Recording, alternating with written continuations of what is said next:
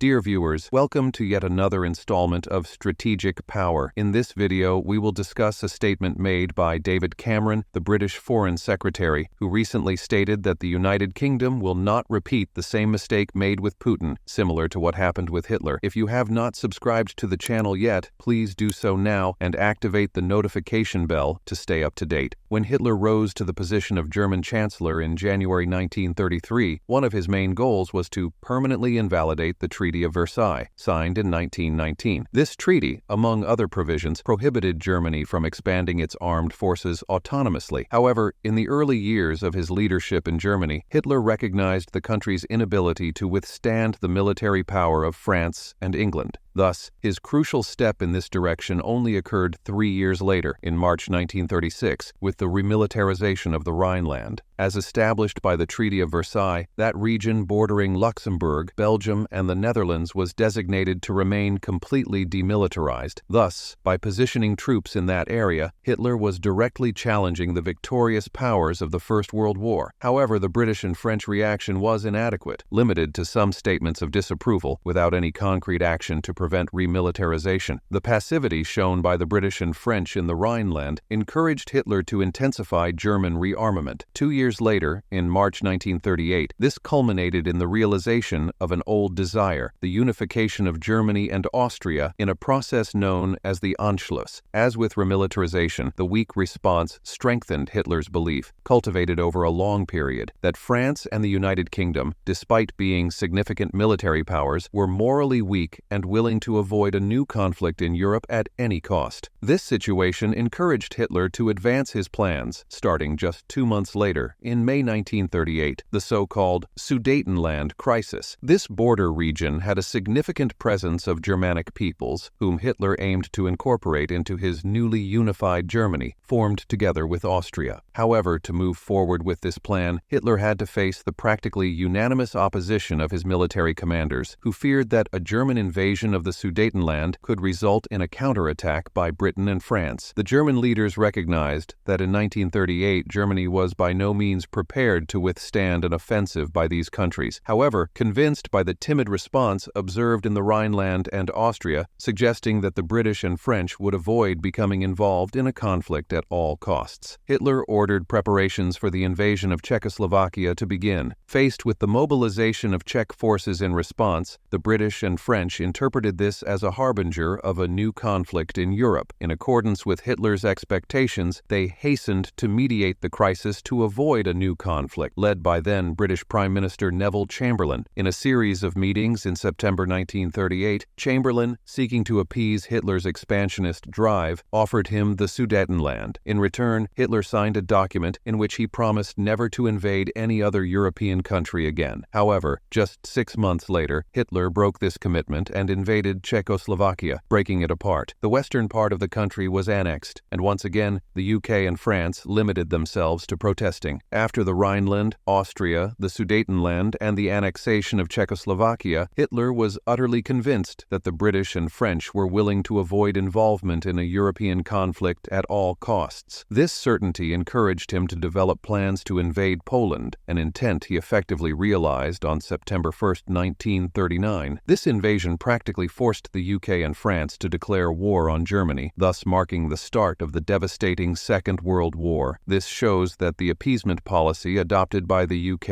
and France, in which they gave in to everything Hitler wanted to calm his expansionist drive and avoid a new conflict in Europe, ultimately paved the way for a subsequent war on the continent. In other words, satisfying the demands of a dictator with a voracious appetite for new territories only serves to further intensify that appetite. This same logic was expressed by David Cameron, the British Foreign Secretary, in relation to Vladimir Putin. For Cameron, if the West yields to Putin's pressure in Ukraine, forcing President Zelensky to give up territories, this appeasement will have the same effect it had with Hitler. That is, it will only further fuel Putin's appetite for territorial expansion. In an interview with the political website on Thursday, January 18th, David Cameron emphasized that the current challenge represents the biggest test of his generation. He stated that the Russian invasion of Ukraine is the main priority of the British British government's foreign policy. Cameron compared the current moment to the period preceding the start of World War II, stressing that this is why Putin cannot be appeased. Cameron emphasized that if Putin is appeased and obtains the territories he wants in Ukraine, there is a risk that he will attack other countries again, including the possibility of direct attacks on NATO members. According to Cameron, this could result in the triggering of World War III. He reiterated the importance of learning from the mistakes made during Hitler's period, stating that they will not repeat the same mistake now with Putin. Given the imminent conflict between Russia and Ukraine, David Cameron's harsh words ring out as a shrill warning about the geopolitical fragility we are experiencing. The refusal to appease Putin, fueled by the shadow of the past, delineates a thin line between peace and the abyss. The courageous analogy with the mistakes made before World War I resonates as a warning shout, suggesting that yielding to Putin's territorial voracity not only repeats historical errors, but also ignites the fuse that can lead to a catastrophic global confrontation. In this tense geopolitical chessboard, the choice between confronting aggression now or bearing the unpredictable consequences in the imminent future looms as a dilemma, demanding decisive action and incisive leadership.